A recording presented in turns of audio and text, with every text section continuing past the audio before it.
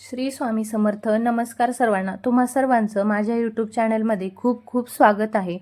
तुम्हा सर्वांना आजचा दिवस आनंदात जाओ ही स्वामींच्या चरणी प्रार्थना करते आणि माझ्या नवीन व्हिडिओला सुरुवात करते. दिवाळीचा पहिला दिवस म्हणजे वसुबारस. माझ्याकडून तुम्हा सर्वांना दिवाळीच्या खूप खूप शुभेच्छा. आजच्या व्हिडिओमध्ये वसुबारस म्हणजे गोवस द्वादशी. या दिवशी घरामध्ये गोमातेची पूजा कशी करावी किंवा तुम्ही बाहेर जात असाल तर गायीची प्रत्यक्ष पूजा कशी करावी, या दिवशी काय करावे, काय टाळावे, या दिवशी कोणत्या चुका करू नये. यावर्षी रमा एकादशी आणि गोवस द्वादशी एकाच दिवशी आलेली आहे, त्यामुळे पूजा कशी करावी, या दिवशी गायीचा उपवास असतो, त्यामुळे कोणता नैवेद्य दाखवावा याबद्दलची संपूर्ण माहिती मी तुम्हाला सांगणार आहे. त्यामुळे व्हिडिओ शेवटपर्यंत बघा आणि चॅनलवरती नवीन असाल तर सबस्क्राईब करायला विसरू नका. अंधकाराकडून प्रकाशाकडे म्हणजेच अज्ञानाकडून ज्ञानाकडे नेणारा सण म्हणजे दिवाळी. वसुबारस म्हणजे दिवाळी सणाचा पहिला दिवस असतो. म्हणजे समुद्रमंथनातून 5 कामधेनू प्राप्त झाल्या होत्या, त्यातून नंदा नावाच्या धेनूला उद्देशून हा सण जो आहे तो साजरा केला जातो. वसुबारस म्हणजे वसु म्हणजे धन किंवा द्रव्य आणि त्यासाठी असलेली बारस म्हणजे द्वादशी, म्हणून वसुबारस हा सण साजरा केला जातो. भारतीय संस्कृतीमध्ये गायीला फार महत्त्व आहे. तिला माता पण म्हणतात. आपल्या दुधाने समाजाला बलिष्ठ करणाऱ्या, आपले अंग प्रत्यंग अर्पण करून समाजाला उपयोगी पडणाऱ्या, शेतीला आपल्या शेणाद्वारे खत देऊन पौष्टिकत्व आणणाऱ्या, शेतीला उपयुक्त अशा बैलांना जन्म देणाऱ्या गोमातेचे या दिवशी पूजन केले जाते. तिच्या वासरासहित पूजन केले जाते. यंदा वसुबारस हा सण 17 ऑक्टोबर 2025 वार शुक्रवार या दिवशी साजरा केला जाणार आहे. या दिवशीच रमा एकादशी आहे. वसुबारस या दिवशी जी पूजा आहे ती तुम्ही सकाळीच मांडू शकता किंवा सायंकाळी पूजा केली तरी चालते.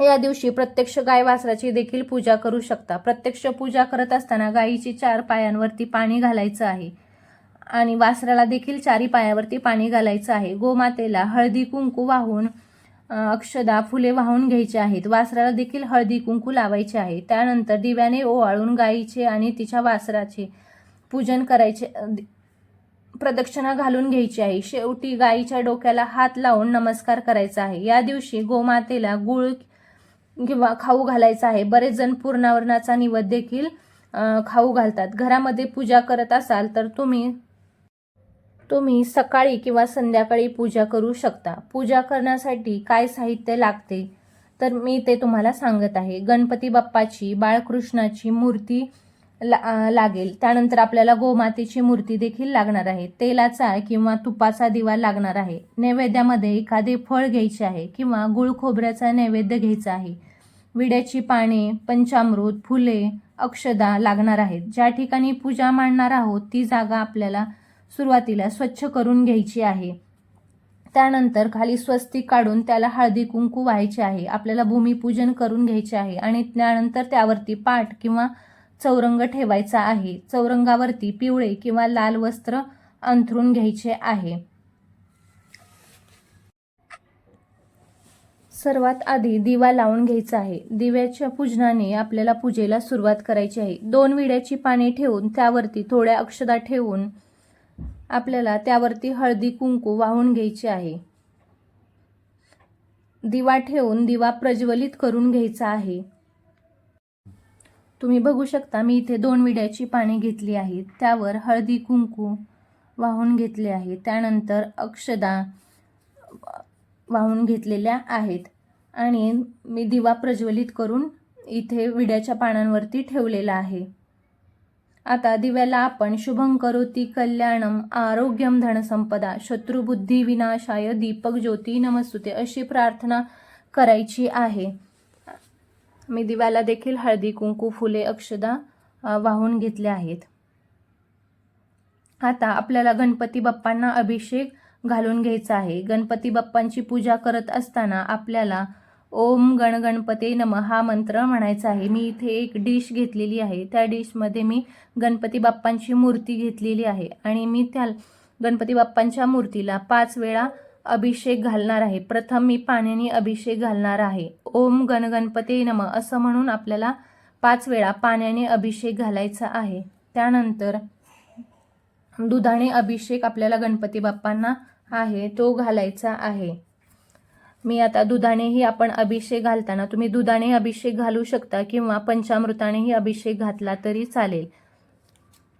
5 वेळा अभिषेक दुधाने घालायचा आहे. तेव्हाही ओम गण गणपते नमः हा मंत्राचा जप करायचा आहे. त्यानंतर गणपती बाप्पांची मूर्ती स्वच्छ करून घ्यायची आहे आणि आपल्याला एका साईडला ठेवायची आहे. त्यानंतर बाळकृष्णाच्या मूर्तीला आपल्याला अभिषेक करायचा आहे. मी एका डिशमध्ये तांदूळ ठेवले आहेत आणि त्यावर बाळकृष्णाची मूर्ती जी आहे ती ठेवलेली आहे. त्याच्यानंतर 5 वेळा आपण त्या मूर्तीलाही पाण्याने अभिषेक घालायचा आहे.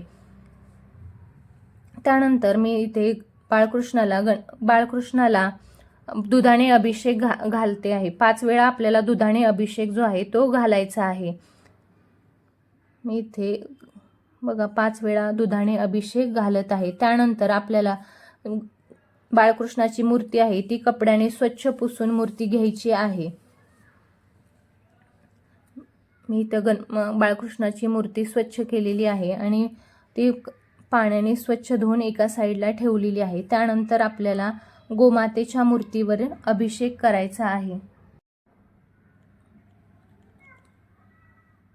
आता मी एक तामण घेतले आहे. त्याच्यामध्ये तांदूळ ठेवून त्यावरती गोमातेची मूर्ती ठेवलेली आहे. आपल्याला गोमातेची पूजा करायची आहे. गोमातेची पूजा करत असताना आपल्याला ओम नमो भगवते वासुदेवाय नमो नमः या मंत्राचा जप करायचा आहे. गोमातेची पूजा करताना आपल्याला गोमातेला अभिषेक हा दुधाने करायचा नाही, तर अभिषेक हा फक्त आपल्याला पाण्यानेच अभिषेक जो आहे तो करायचा आहे. गोमातेचं जे वसू आहे म्हणजे तिचं जे बाळ आहे त्यावरतीही आपल्याला पाणी घालून घ्यायचं आहे, म्हणजे अभिषेक करून घ्यायचा आहे. त्यानंतर मी गोमातेची जी मूर्ती आहे ती स्वच्छ करून घेतलेली आहे. आता त्यानंतर आपण मांडणी करून घ्यायची आहे. मध्यभागी गोमातेची मूर्ती ठेवायची आहे. 3 ठिकाणी जोड विड्याची पाने जी आहेत ती ठेवायची आहे. मी इथे तुम्ही बघू शकता 3 विड्याची पाने ठेवलेली आहेत. जोड पाने आहेत तुम्हाला ते ठेवायची आहेत. त्यानंतर 3 पानांवरती अक्षदा वाहून घ्यायच्या आहेत. त्यानंतर त्या पानांवरती हळदी कुंकू देखील वाहून घ्यायचे आहे. त्यानंतर मूर्ती जी आहे त्या आपल्याला 3 पानांवरती स्थापित करायच्या. मूर्ती स्थापित करायची आहे. विड्याच्या पानांवरती स्थापित करायची आहे. वरच्या पानांवरती गोमातेची मूर्ती जी आहे ती ठेवली आहे. नंतर दुसऱ्या 2 पानांवरती गणपती बाप्पाची आणि बाळकृष्णांची मूर्ती आहे ती ठेवायची आहे. गणपती बाप्पांची मूर्ती स्थापित करत असताना झाल्यानंतर गणपती बाप्पांना हळदी कुंकू अष्टगंध फुले अर्पण करायची आहेत. त्यानंतर बाळकृष्णाला देखील आपण तुळस पिवळे फूल अर्पण करायचे आहे. बाळकृष्णाच्या मूर्तीला देखील आपल्याला हळदी कुंकू अष्टगंध लावून घ्यायचा आहे. त्यानंतर गोमातेला देखील हळदी कुंकू फुले वाहून घ्यायची आहेत आणि तिच्या वासराला देखील आपल्याला हळदी कुंकू लावून घ्यायचे आहे. गोमातेच्या पोटाला आणि शेपटाला देखील आपल्याला हळदी कुंकू आहे ते लावून घ्यायचे आहे.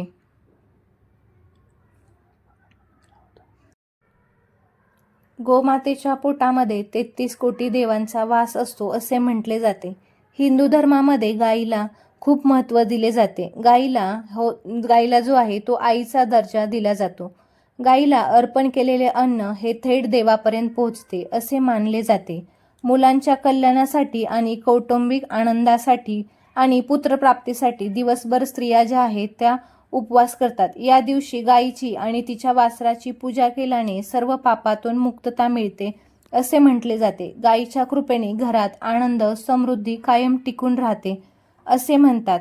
गायीला या दिवशी आपण गूळ खोबरे किंवा केळी किंवा गुळाचा फक्त गूळ हे नैवेद्य म्हणून आपण दाखवू शकता. त्या गायीची विधिवत आपण पूजा केल्यानंतर गायीला धूप दीप लावून आपल्याला गायीला जे आहे ते ओवाळून घ्यायचे आहे. आणि त्यानंतर मी इथे गूळ खोबऱ्याचा नैवेद्य ठेवला आहे. गूळ खोबऱ्याचा नैवेद्य आपण एक भरीव चौकण करून त्यावरती गूळ खोबऱ्याचा नैवेद्य जो आहे तो ठेवायचा आहे. मी गुळाचाही नैवेद्य ठेवलेला आहे आणि जे एक फळ जे आपल्या घरात आहे ते फळही तुम्ही नैवेद्य म्हणून ठेवू शकता. अशा प्रकारे अत्यंत सोप्या पद्धतीने आपल्याला वसुबारस जी आहे त्या वसुबारसेची आपल्याला पूजा करायची आहे.